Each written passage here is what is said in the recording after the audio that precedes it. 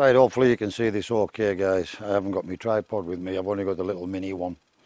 So basically what I've done is I'm using scrap bits of wood basically for this, and we're going to do what we're doing with this one, which I didn't video, and I'm not going to video this in its entirety. I'm just giving you a basic idea of what I'm doing. So here I have 6 5-foot scaffolding boards. Now, according to the measurements of the polytunnel, which is 4.5 meters, that equates to 14.9 inches. 14 feet 9 inches. Now, I'm old money, and that's how I work, in feet and inches. And it's 2 meters wide, which is 6.5 feet. It's 6 foot 5 inches. So what I'm going to do is going to make this, hopefully so it's adjustable.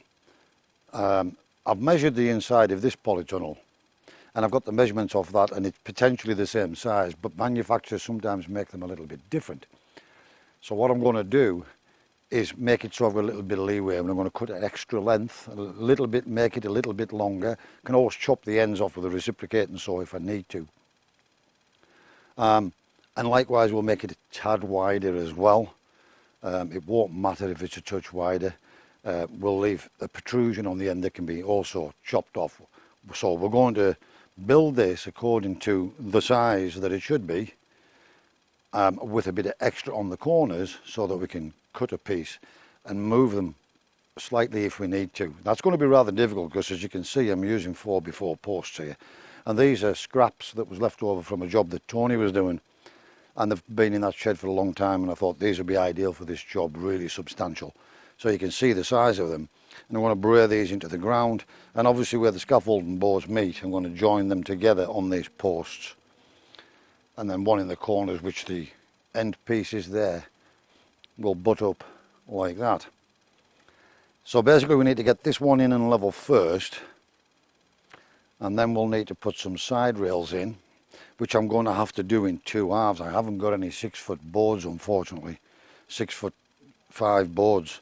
So I'm going to have to do 2 lots of 3 foot 3s, and then get that level and this level, and then we can bring this one up to the height we need it to be and attach it to the post, and then rip some boards down lengthways on the circular saw to backfill anything, because this ground runs off on a really sharp level, to raise that to the level we want it to be. So I better get cracking. Right guys, there you can see basically we've got our first line in and the post braid in, and I've done an exact measurement, or rather according to the length of the polytunnel, which is 440 centimeters. So I'm trying to make so that the ends, that the frame will sit mid-section on the ends going that way, and likewise so it sits central on the scaffolding board. But this is our highest point over here, and I didn't want to do any digging, especially not in this weather, guys. So I started at the highest point, and that's our level. But by the time we get to the other side, we're going to be quite high, and we will need to rip some scaffolding boards up, because we'll pin it at the level it wants to be, and then we'll have to backfill or underfill on that side, especially on the front and back. We've got some more progress, and we've got the side, we've got the front in here now and levelled off, and we've got the first run on the back, and you can see how much this ground runs out. And from here down this end, you would think there's no way that that's level.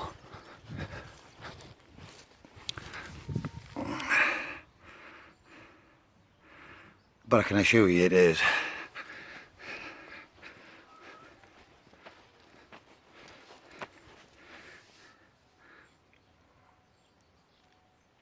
As you can see. So I'm having to keep dodging out of this sun. It's absolutely ridiculous.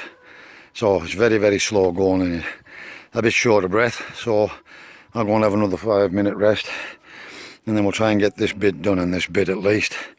At least that's the main structure put in. We obviously need to chop the tops off the posts when we're finished, and there is a little bit of manoeuvrability on the post, so that if I need to tweak it for the width, we can. and I'll use the edge of that board to get this right. Now I've took the strings out of the line and we've got our square now, so yeah, go on 5 minutes and then we'll have another go. And there we have it. So there's the basin now, all level, all staked in, and that's our top level to put the polytunnel onto. Now there's a little bit of flexibility in these posts for to move it a couple of mil either way, but more importantly the alloy framing of the greenhouse is also slightly flexible, so we can, if we've got to have slight twist, we should hopefully have got that somewhere near. Morning and welcome back to Alan's Allotment. Today is the Sunday the 17th of July 2022. Right guys, 30 seconds later for you and 2.5 hours later for me.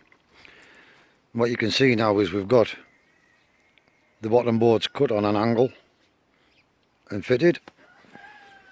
There was another full depth scaffolding board plus a little bit across here, and likewise with this we've got that cut in.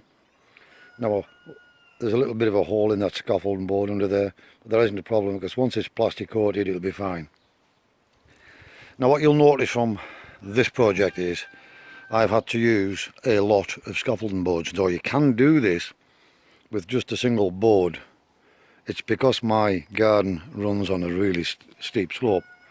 As you can see, I've ended up using at least 5 scaffolding boards more than I would have needed to do on a level ground. It is what it is, and luckily we had them. So what I've now is I've got this floor protector basically. It's flute board in 8x4 sheets, and I'm now started cutting it down. I'm going to staple it on the inside right across all the way around, and then we're going to do the outside as well.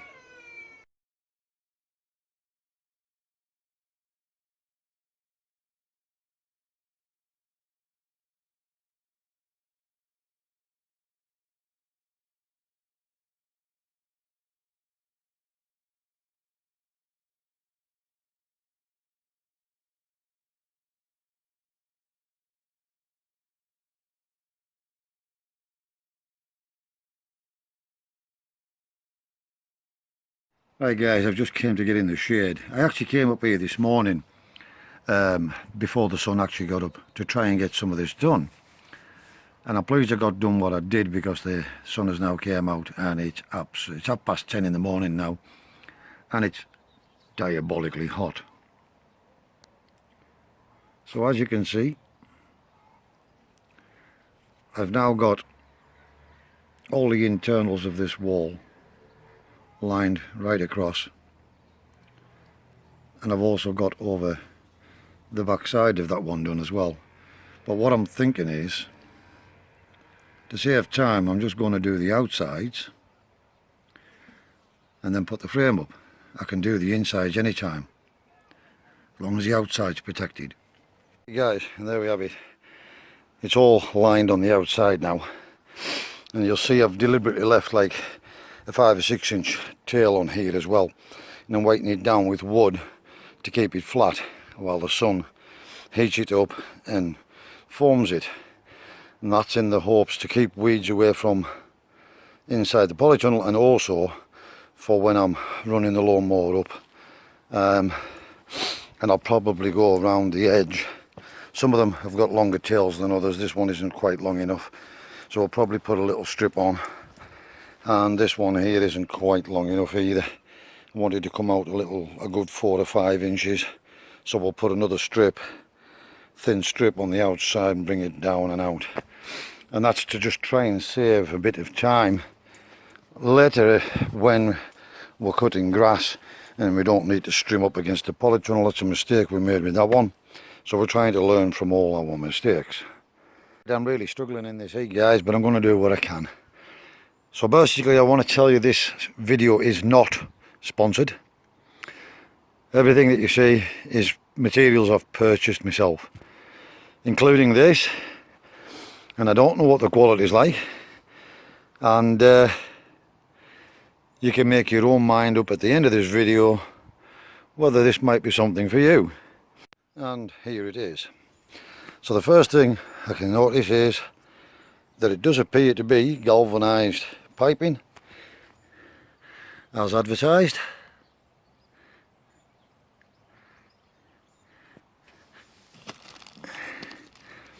And this cloth does feel okay. How long it'll last we don't know, but like I said, we can reskin it if we need to. But first impressions, it appears to be as advertised. And now I'm just having a little chuckle. As you can possibly see from this, it comes also with 4 attached guide ropes to the outer skin to peg in the ground, as well as digging in the flap, the extra length. Okay, it's for those who don't have a raised bed scenario. But I've just had a little look at the hooks that's expected to hold that down. But I suppose if it's dug in as well, yeah, I don't think we'll be using the hooks or the guide ropes, not for this purpose anyway. And 1 bag of screws and your instructions. So let's see if I can make any sense of the instructions and see what we can do. This heat is ridiculous, it's killing me. What I've had to do is try and create myself a shade area where I can work. And all I've done is I've tacked a couple of these up, screwed some posts to the outside and tacked a couple of these black sheets up. Now it is a bit windy, but I'm hoping they're going to stay put long enough just so we can at least get in the shaded area around here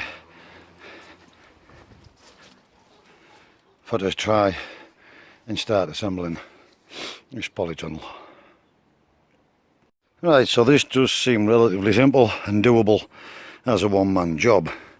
Now obviously I might have to eat my words here, but basically what we've done, we've assembled the arches and the centre rail down at a lower level, and then what we're going to do is lift it up onto the frame. Hopefully it's going to fit, and then try and work from the ground up and lift it up onto the posts as we go along, similarly to what we've just done. Right guys, it does say this is a 2-man job. It takes 2 hours. I've been on it a little, I would say 50 minutes. And so far I've got that done. So what I've done was I've done the top hoops first and the central bar. Then I've went round and put the legs on one side only. And now it's my intentions to get the 2 centre ones popped in there and level this up on the bed, which will hopefully hold it up in the air while I get the rest of the bolting and cross members in, like on that side. There's still bottom ones to go in on there as well. Will either work or it won't. So basically what I've done is I've put the 4 legs on the edge of the scaffolding board over there.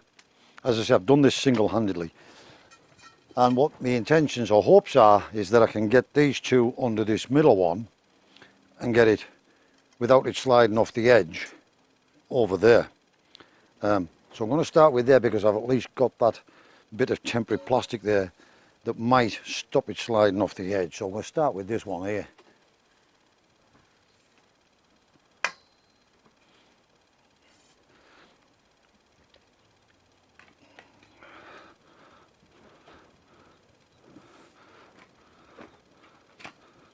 As you can see, the whole frame's twisting, guys, so I think the next one needs to be that end if I can. Just keeping hold of this so I can try and square it back up again.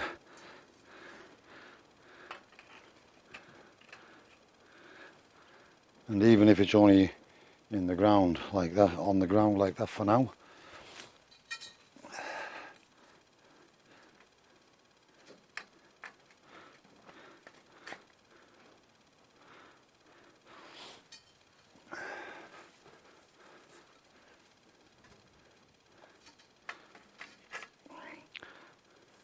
Right, so that went a little bit better than I thought. Of course it's pretty flimsy at the moment, so what I'm going to do now is I'm going to assemble the cross beams and get them in so that at least it's tied with one rail, and then we'll try to lift it up on there and see how this is going to work out, guys. And there we have it, up, but, and it's a big but, it is and it isn't. When I ordered this polytunnel, I did actually look at all the images, looked at all the reviews and all the rest of it, and am I happy with my purchase to start with? Yes, I am, so far. It is galvanised steel, it's very thin, mind, it's only the 18mm stuff, and but more importantly, I believe the cover only comes to here with a 6-inch tail. Now we are going to fix the cover to our scaffolding boards down here. So I'm going to have to do a little more work on this frame, but in doing that it's going to make this even stronger because it has these protrusions at the bottom. Now the other polytunnel, the bottom rail was flush, and then what we done was we put screws into the frame into the top of the scaffolding board. With this, because I've got a 6-inch, something like a 6-inch gap there, 5 or 6 inches, I'm going to have to drill holes in to sink these down so that this is flush and then we can fix it to there. But that will make the hoops and the polytunnel even stronger.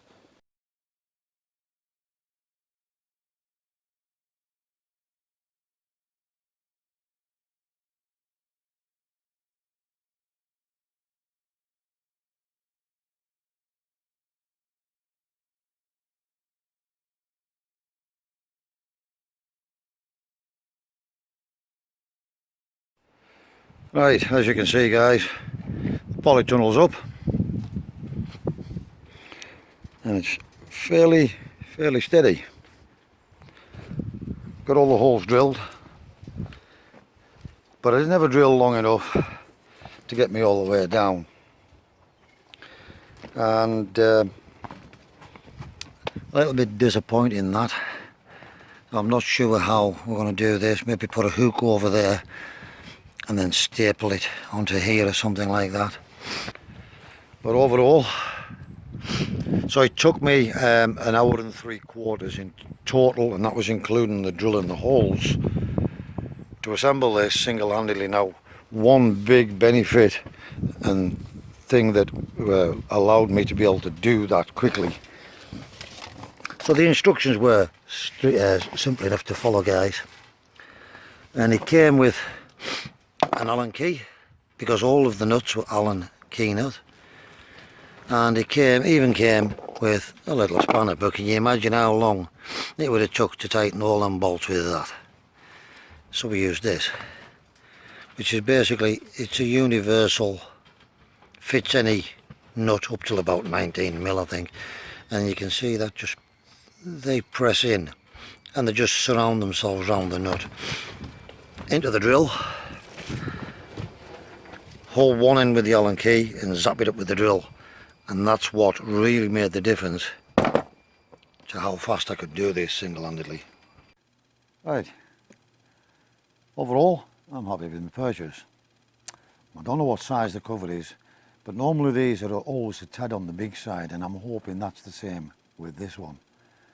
We can't put the cover on today, even if I wanted to, because the only thing that didn't get delivered is the hotspot tape, and there really isn't any point in putting any sort of a covering on the polytunnels unless you use hotspot tape or something to cover it with, especially with these cheaper pre-made covers that come with these tunnels.